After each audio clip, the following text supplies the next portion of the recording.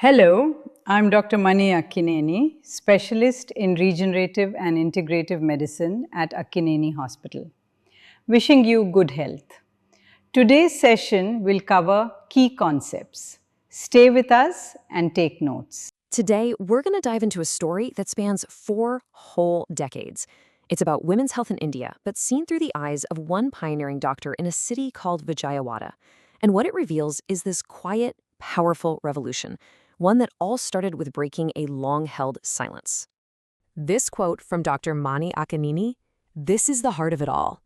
That phrase, 40 years of silence, isn't just about one person. Nope. It's about generations of women who were basically taught that their health problems were just something they had to put up with, quietly. So, let me introduce you to Padmavati. She's a retired teacher, a grandmother, and for 15 years, she was hiding a really personal health issue because she honestly believed it was just a normal, unavoidable part of getting older. Her story is where this 40-year silence really starts to crack open. All right, so let's start by looking at this whole thing through Dr. Akkineni's 4 decades in medicine. It gives us this incredible, unique window into a massive shift in society. You know, over those 40 years, the biggest change wasn't just some new medicine or technology. It was in the very definition of what women's health even means. We've gone from a focus on just plain survival to this much bigger idea of wellness. And the difference is just night and day. Back in the 1980s, the goal was brutally simple: survival. Keep mom and baby alive during childbirth. That was pretty much it. But today, the whole conversation has changed. Now we talk about a woman's quality of life at every single stage, from her teens all the way through postmenopause. And this chart, wow, this really shows you just how huge that shift has been. Look at these numbers. In the 80s, for every 100,000 babies born, over 400 mothers died. Today, that number has dropped all the way down to 97. That's not just a statistic. That represents millions of lives, millions of families that were kept whole. But, you know, getting here was not easy. There was this huge cultural wall to climb, known as Dr. Ante Bayam, which basically means fear of the doctor. For so many families, hospitals were scary places you only went to if you were literally at death's door. Overcoming that fear was a massive first step. So what finally moved the needle? Well, it was a whole mix of things. First, better roads and hospitals just made it physically possible to get care.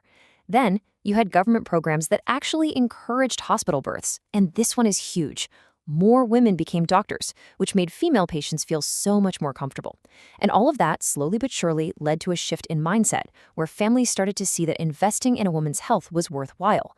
So once basic survival wasn't the #1 emergency anymore, this whole other layer of health issues started to come out of the shadows. These weren't new problems. They've been there all along. They were just finally being given a name. Okay, first up, polycystic ovary syndrome, or PCOS. Get this, it affects 1 in 5 Indian women. Let that sink in. 1 in 5. It's totally intertwined with our modern lives: stress, diet, sleep. And for decades, women with these symptoms were just told it was all in their head. And then you have endometriosis, a condition that causes just debilitating pain for around 25 million women in India. The truly shocking part, women often wait 7, 8, sometimes even 10 years to get a proper diagnosis. They're just told that their extreme pain is normal. And this condition brings us right back to Padmavati's story: pelvic floor dysfunction.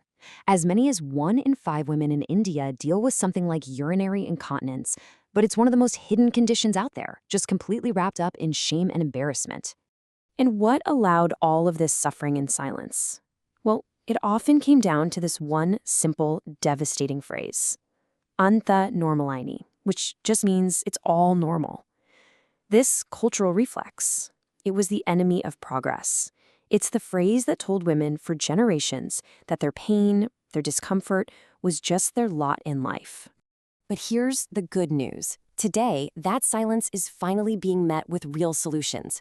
Let's talk about the incredible new tech that's changing everything, moving way beyond just managing symptoms to actually regenerating a woman's health. So this is the Umbrella chair. This is the very piece of technology that changed everything for Padmavati. It's such a breakthrough because it offers this powerful, completely non-invasive solution to a problem that, for so long, had only two options: major surgery or just silence. So you're probably wondering, how on earth does this work? For the person using it, it is unbelievably simple. You literally just sit on the chair with all your clothes on. The chair then uses this high-intensity electromagnetic energy to create thousands of deep muscle contractions in your pelvic floor. It's like doing thousands of perfect Kegel exercises without you having to do anything at all. The result? You get that muscle control back with absolutely no surgery and no downtime. And look, it's so important that we frame this the right way.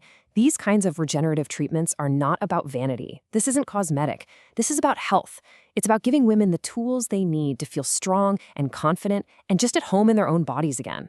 So all of this brings us to the future. All this progress, the medical breakthroughs, the shifts in culture, it's really about what we want for the next generation of women. It's about taking all these hard-learned lessons and creating a new legacy. Dr. Akkineni has a really direct and powerful message for families, especially the older generation. She tells them, "Ni arogyaniki a time tisko," which means take that time for your health. Giving a woman in your family the permission, the time, and the support to look after herself isn't selfish. It's essential for the health of the entire family. So what does it actually take to build this healthier future? It takes action. It means mothers having honest, frank conversations with their daughters, breaking that cycle of silence. It means families start treating a woman's symptoms not as complaints, but as important medical data. And it means young women making annual checkups a totally non-negotiable habit. At the end of the day, all of this is built on a foundation of trust. For 4 decades, Dr. Akkineni's guiding philosophy has been to provide care that feels like family. It's about creating a safe space where women know they will be heard, respected, and truly understood. So we've walked through this incredible 40-year journey, from silence to solutions. Padmavati's story proves that real change can happen. And so I guess it all comes down to this one simple question for you. What conversation about your health or the health of a woman you care about are you going to start today?